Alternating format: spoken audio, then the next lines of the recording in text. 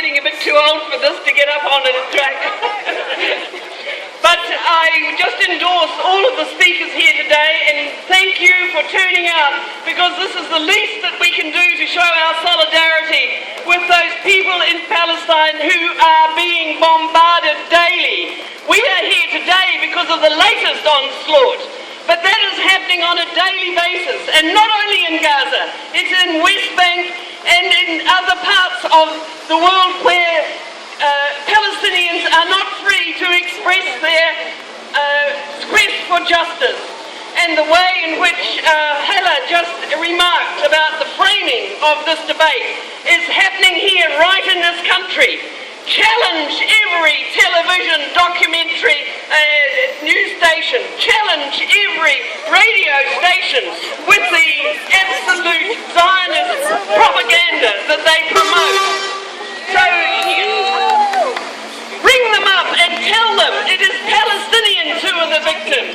It is the Gazan people who are the victims. It is the people in West Bank who are having their homes demolished, their children in prison, their olive trees uprooted, not only, and their MPs in prison.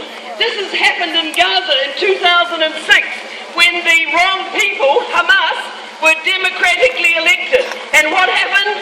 The bombs came down. And again in 2008, 2009. And again we're having, as we said in our press release, bodies for ballot.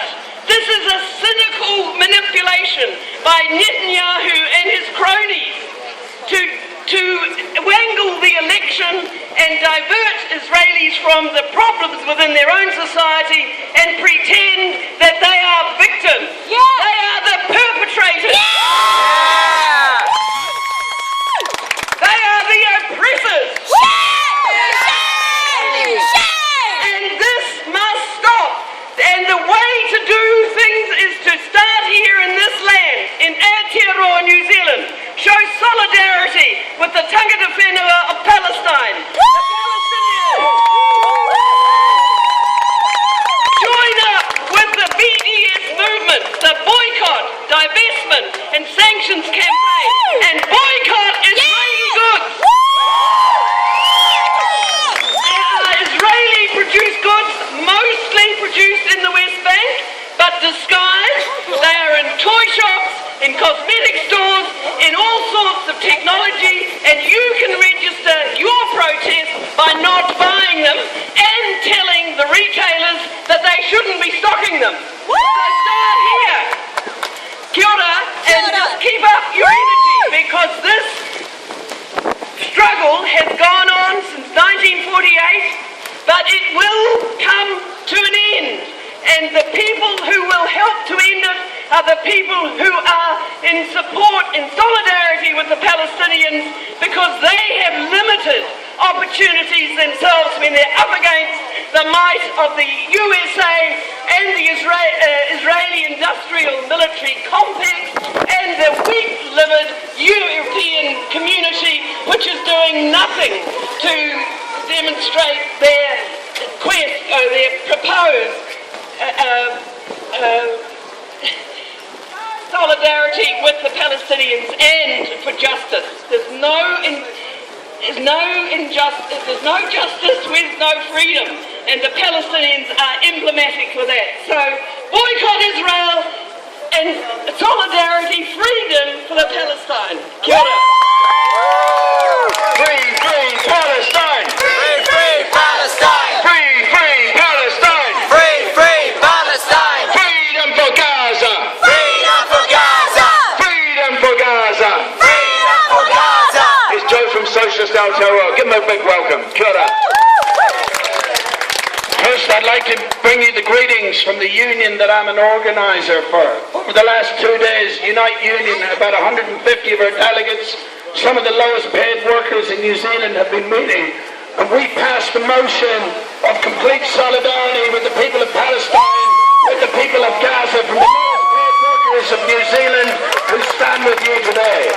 And indeed, many of our delegates here from McDonald's and Burger King, from many different backgrounds, have come here to stand with the Palestinian people, because this is a force that can change the world.